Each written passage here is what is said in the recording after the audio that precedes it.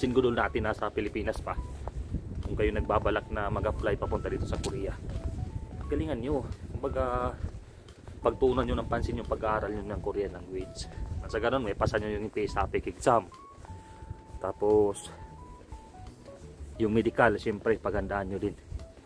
Basta magdasal lang kayo at saka magtiwala sa sarili nyo. Alam ko naman kaya nyo yan, singgudol. Kasi, ganun din ako dati. Sabi ko, siguro hindi ko kakayanin eh. Pero, sabi ko nga, paano ko malalaman kung hindi ko susubukan, di ba? Kumusta po kayo, singgudol? Magandang araw sa inyong lahat, no? Ako'y pupunta ngayon doon sa may center.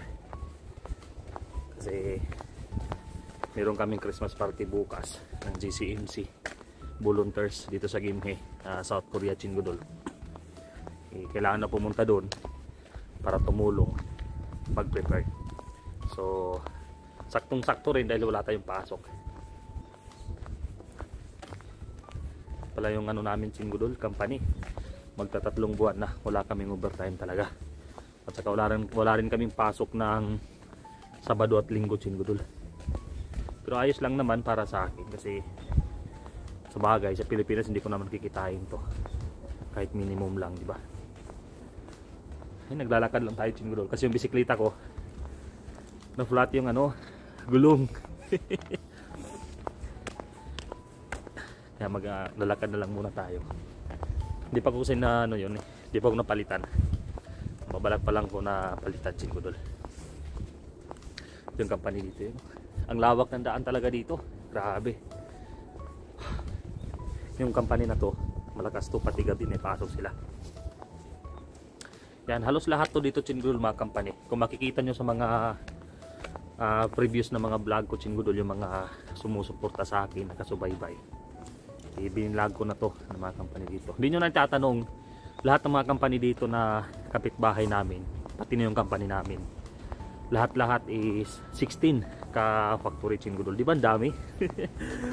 Sobrang dami. Tapos yung iba talaga dito malalakas. Sabado at Linggo may pasok, maliban lang sa company namin. Pero ayos lang naman yung company na isa. Yan, malakas din yan, singgudol. Ito, company din to. Yun, company din yun. Yun, sa likuran ko. Daming company. Kaya sa mga singgudol natin nasa Pilipinas pa, kung kayo nagbabalak na mag-apply papunta dito sa Korea, galingan nyo. Kumbaga, pagtuunan nyo ng pansin yung pag-aaral nyo ng Korean language. Sa ganun, may pasan nyo yung TOEIC exam. Tapos, yung medical, siyempre, paghandaan nyo din. Basta magdasal lang kayo at saka magtiwala sa sarili nyo. Alam ko naman kaya nyo yan, singgudol. Kasi, ganoon din ako dati. Sabi ko, siguro hindi ko kakayanin eh. Pero, sabi ko nga, paano ko malalaman kung hindi ko susubukan, di ba? Kaya yun, sinubukan ko talaga, singgudol.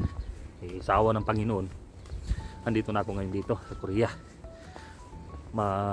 Ano na pala ako dito? 10 buwan na. Di ba, ang bilis lang ng panahon. Pero 10 buwan yun, wala pa tayong sapat na ipon. Pero ayos lang naman, meron pa namang mga natitirang buwan at saka taon. So I hope na ngayong darating na 2025 magkapag-ipon na tayo. Ay, shoutout ko nga pala dyan yung mga singgudol natin na nagkaroon ng approval, lalong lalo na doon sa mga na-hired, yung nagkaroon na ng employer. Yung iba nga, panay-post kasi sa page na signing contract na daw sila. Big congrats sa inyo, singgudol. Malapit na yan. Basta ang gawin nyo lang ngayon dyan habang nandiyan pa kayo sa Pilipinas, yung lubos-lubosin nyo yung time nyo sa pamilya nyo. Magbanding-banding muna kayo. Tapos alagaan nyo yung katawan nyo, siyempre. Kasi meron pang final medical dyan sa Pilipinas. At saka lalong-lalo na dito sa Korea pagdating dito. Kasi mahalaga talaga, singgudol, yung medical eh. Kailangan na 100% comfortable tayo sa ating health para pagdating sa medical hindi tayo kakabahan, di ba? Basta magdasal lang, continue lang tayo magdasal, patuloy na magdasal lang, kasi Panginoon lang yung may alam eh kung para sa atin talaga yan, para sa atin ba makapunta dito sa Korea, ibibigay niya yan. Yan, siguro grabe, ang layo na nang inabot ko. Yung bus pala 22 minutes. So yung hinabol ko, lapit ako sa highway. Doon sa highway, yan. Pero yung bus stop kasi Chinggudol, malayo pa yun, andun pa yun sa unahan. Kasi doon ako sumasakay kasi yung may bus stop nga dito sa malapit. Kaso nga lang, hindi dumadaan dito yung bus na sasakyan ko kasi alam nyo naman dito sa Korea, bawat area dito mayroong bus na nakasign talaga, may number ng bus. Kung saan ka papunta, kailangan yung bus number yung sasakyan mo tama, kasi kapag mali yun, hindi ka makakapunta doon sa pupuntahan mo. Oh, grabe lamig. Ayun, nakaano pa tayo din gulo. Tawag nito, fuel yung tawag dito eh, scarf. Tapos naka winter jacket tayo. Dati kasi ano lang eh, 10 minutes sabot na ako doon sa may bus stop talaga, kasi nagbibisikleta ako. Di tulad ngayon eh, lakad-lakad lang, pero ayos lang naman. Hindi naman gaano kalayo eh. Yun o, patunay Chinggudol na 16 ka pa turi na nandun sa loob, diba? Yan, nakapaskin dyan eh. Lahat ng mga factory nandun, nakapitbahay namin sa area na yun, 16 lahat. Grabe, lamig.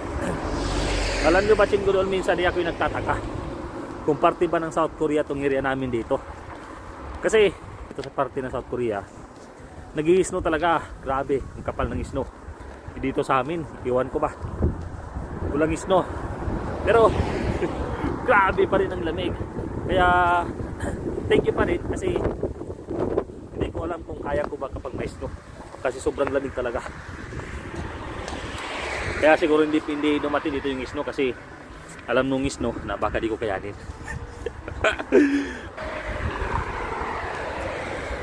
Dati na ako nangarap Chinggudol talaga.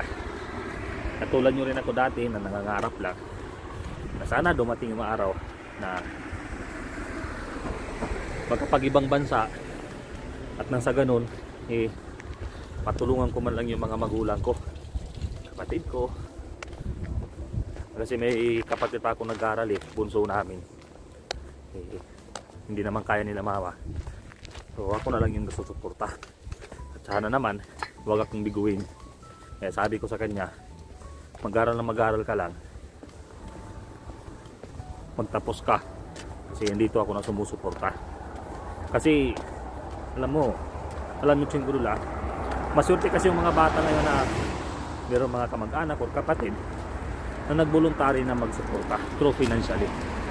Kasi kung ako dati, mayroong mga tao na nagsusuporta sa akin through financial, eh nagpatuloy sana ako ng pag-aaral ng college. Yun nga lang, kapos hindi kaya sa budget. Kaya yun, hindi naman ako nagsisisi, kasi nandito naman ako sa area na pinangarap ko lang talaga dati, diba? Tatawid na tayo, bilis lang.